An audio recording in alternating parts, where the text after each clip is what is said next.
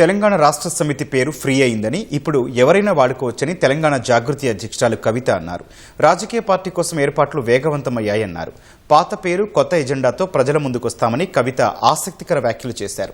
Media ప్రతినిధులతో ఇష్టాగోష్ఠిగా మాట్లాడుతూ ఈ వ్యాఖ్యలు చేశారు. తమ పార్టీ ఆచార్య జయశంకర్ సిద్ధాంతాల ప్రకారమే నడుస్తుందని, బీహార్ సిద్ధాంతకర్త ఎవరూ లేరని వ్యాఖ్యానించారు. తన ప్రధాన పోరాటం కాంగ్రెస్ పైనే అన్న కవిత బీఆర్ఎస్ ప్రస్తుతం నిద్రావస్థలో ఉందని విమర్శించారు. నియోజకవర్గాల పునర్విభజన అయినా కాకపోయినా తమ పార్టీకి ప్రజల్లో మంచి ఆదరణ ఉంటుందన్నారు. సిద్దిపేట స్థానం మహిళలకు రిజర్వ్ కాదా అని ప్రశ్నించిన కవిత ముఖ్యమంత్రి గుంటనక్క అవగాహనతో ఏం చేస్తారోనని వ్యాఖ్యానించారు.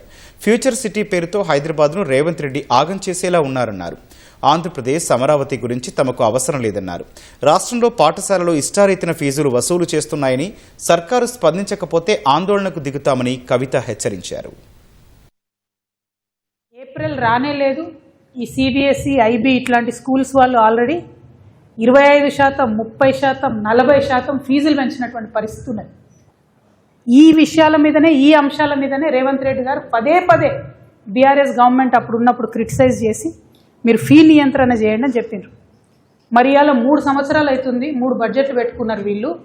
మొన్న బడ్జెట్ సమావేశంలో కూడా నువ్వింత తిన్నావు అని వీళ్ళని వాళ్ళు తిట్టుకోవడం తప్పితే కనీసం పేద మధ్యతరగతి పిల్లలు ఇబ్బంది పడుతూ ఉన్నారు.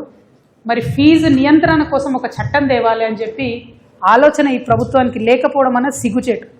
నేను అర్జెంటుగా డిమాండ్ చేస్తూ ఉన్నా. గత 10-12 రోజులుగా ఈ రాష్ట్రంలో, ఈ హైదరాబాద్ మహానగరంలో స్కూళ్ళ ముందట పిల్లల యొక్క పేరెంట్స్ చేస్తున్న ధర్నాలు చూసన్నా మీ ప్రభుత్వం కళ్ళు తెరవాలి. అవసరమైతే స్పెషల్ అసెంబ్లీ సెషన్ పెట్టండి, అర్జెంటుగా చట్టం తీసుకురండి.